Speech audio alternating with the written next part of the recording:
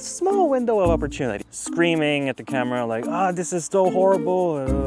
Just like all fun places in Korea, I can't get in there. It's a little bit underexposed. Again, I'm eyeballing this because one single problem is that, as you can see, it's pink here and there's a green island right there.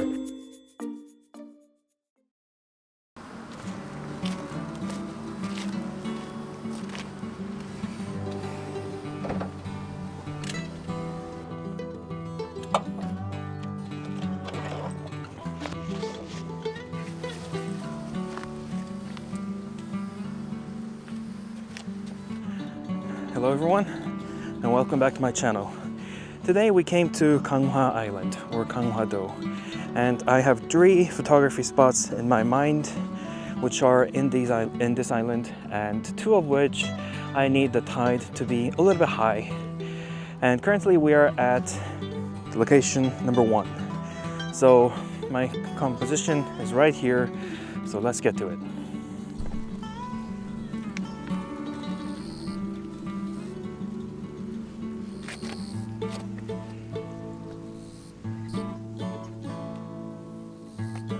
So this is my first composition. I'm gonna shoot this abandoned boat. And the tide isn't as high as I thought, even though it should be the highest, at its highest, but it's okay. I can still shoot it. Now, I'm not really sure if I really want to include this sky, which is kind of beautiful today. It's quite sunny right now because it's midday, but this is when the tide is the highest, at its highest, so I had no choice. I don't know, if I include the sky, it kind of looks too distracting. I think I'm gonna get the higher ground actually, so bear with me. Okay, so I've got my composition here, and now I'm currently doing this long exposure shot of this boat. I eyeballed the exposure, and about a minute was my first test shot, but a minute of exposure was not enough. It was still too dark. So I'm gonna give it about 2 minutes and 30 seconds and we'll see what it looks like.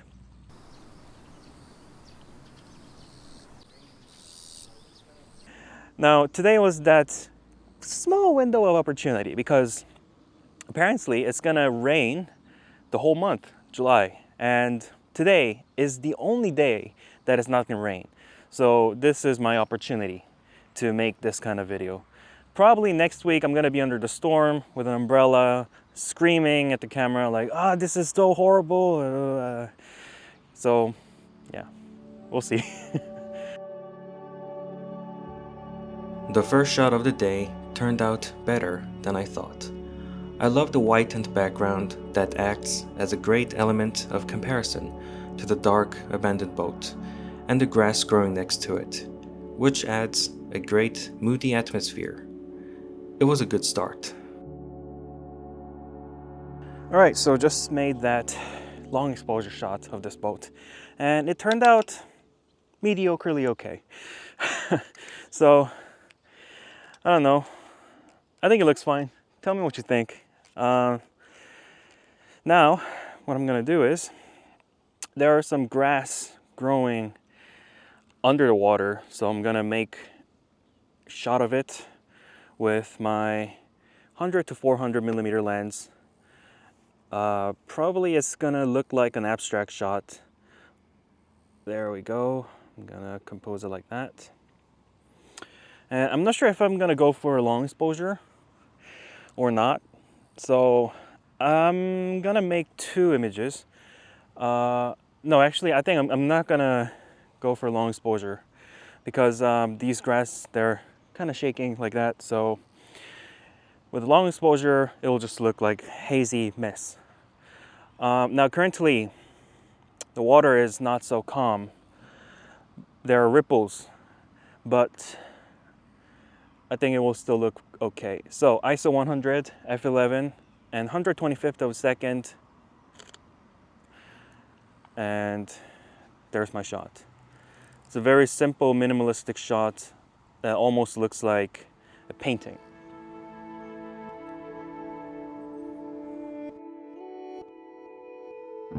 I didn't really expect much from this photo, but I think it turned out great. The patterns on the surface of the water look like some kind of naval camouflage, making the photo somewhat painting-like. And the thin, long needle-like plants growing underwater add great interest.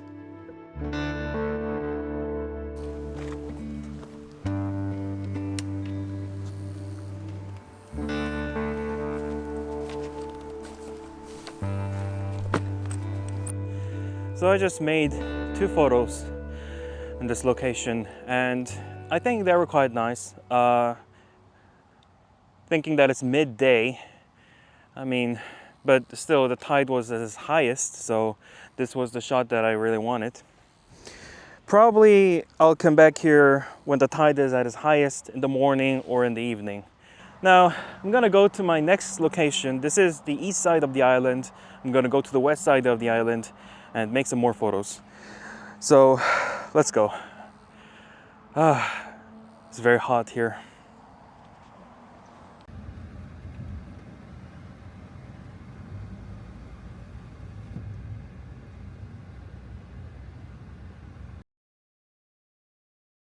Well, just like all fun places in Korea, I can't get in there.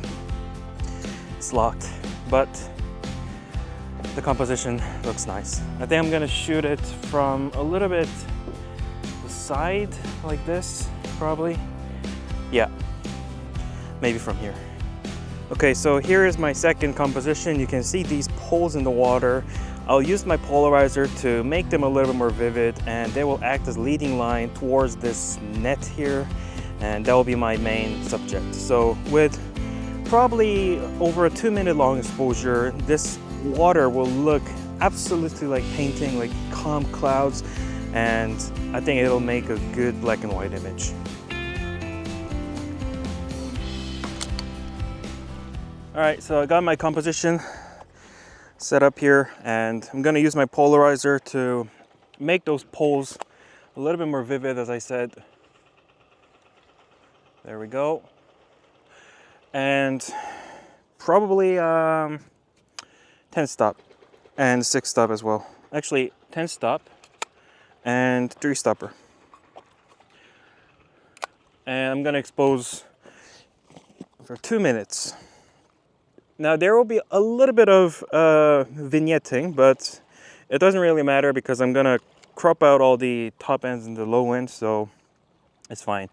It's gonna be a black and white 1:1 crop. And of course, as I'm doing my long exposure, there's one seagull right in my frame. All right, so I just made the 2-minute long shot, and it's a little bit underexposed. Again, I'm eyeballing this because I didn't bring my cheat sheet, so I'm gonna make another shot. It was just a little bit like tad underexposed, and there was this bloody seagull just swimming around, which left this white mark like that. So I hate seagulls. Anyways, 2 minutes and 45 seconds, that should be enough. Yeah, hopefully this shot will turn out great. All right, just finished that image, and it's quite sharp. I like it. The composition looks quite nice. One single problem is that there are these white seagull marks everywhere, because that seagull was sitting on this pole, and then another one, and then another one, and then again and again doing that. Yeah. So anyways, here's the shot after I photoshopped the hell out of it. I really like this image. The 2 poles at the bottom side of the image act as leading lines towards the main subject. Because this was a long exposure shot, the water is smoothed out, almost hazy, which adds a great mood to this black and white image. I think I'm gonna make just one more, fully zoomed in to this net here. So the left third of the image will be full of this net, and it's slowly, gradually, getting smaller like that into the right top corner. So ISO 100, f11, and again 2 minutes and 45 seconds. And now there's like, what, 7 to 8 seagulls, which is great. So let's do it. There we go. Now we just wait and pray that these bloody seagulls will not be in my shot. Honestly, I can't be the only one who hates seagulls. Like, I mean, I don't hate them as in I hate mosquitoes. I think mosquitoes should go extinct, but I don't think they should go extinct because I like seagulls. I mean, I hate them when I'm making photos and when they're bothering me like this, but you know what I mean. I can't be alone, honestly. Comment below and share your thoughts. Seriously, I can't be alone. I know I'm not alone. Anyways, if this shot turns out great, then, well, here's the shot after I Photoshop the seagulls out. They're mocking me now. This shot isn't too different from the previous one, just a bit more minimalistic. I intentionally left 3 seagulls as they were not so distracting, but rather act as points of interest in the photo. I am very satisfied with this image.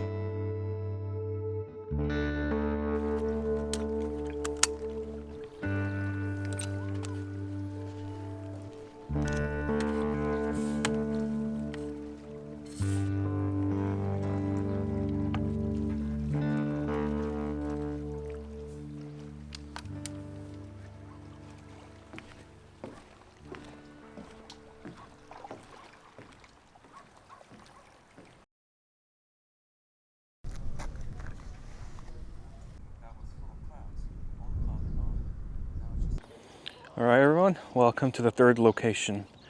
As you can see, it's pink here and there's a green island right there. Now these pink grass, they're called suedas. Now I'm gonna make a shot right now because right now it's almost 5 p.m. and the tide is almost at its lowest.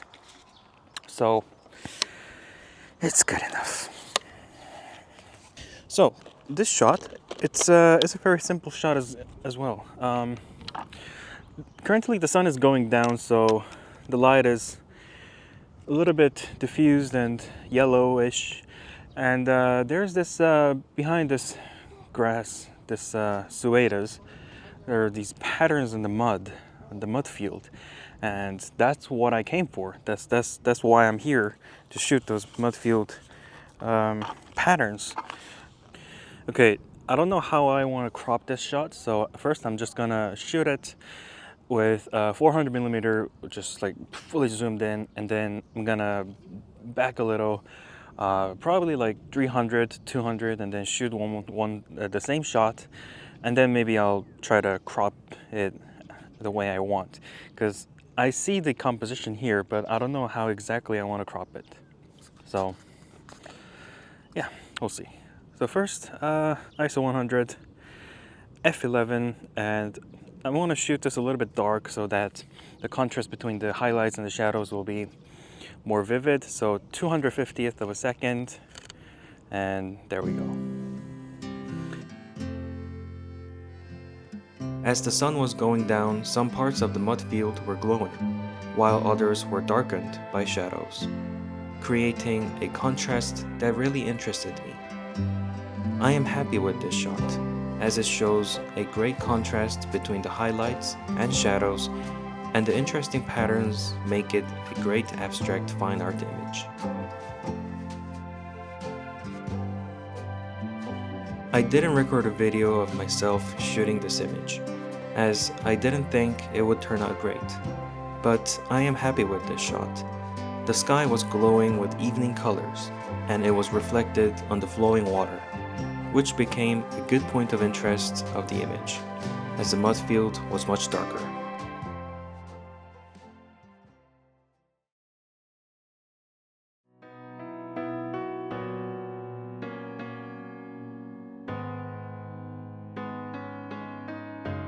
This was my first time visiting the island, and it was more of a reconnaissance mission to find good photo spots rather than an actual shooting. As summer approaches in Korea, everything turned green, and the hot bright sun stays up in the sky from morning till late evening. This is the season when I struggle the most. But after today's outing, I discovered that this island has so much to offer, even during the summer. That's why I plan to revisit for more photos. I hope you enjoyed today's video. Thanks for watching, and see you next time.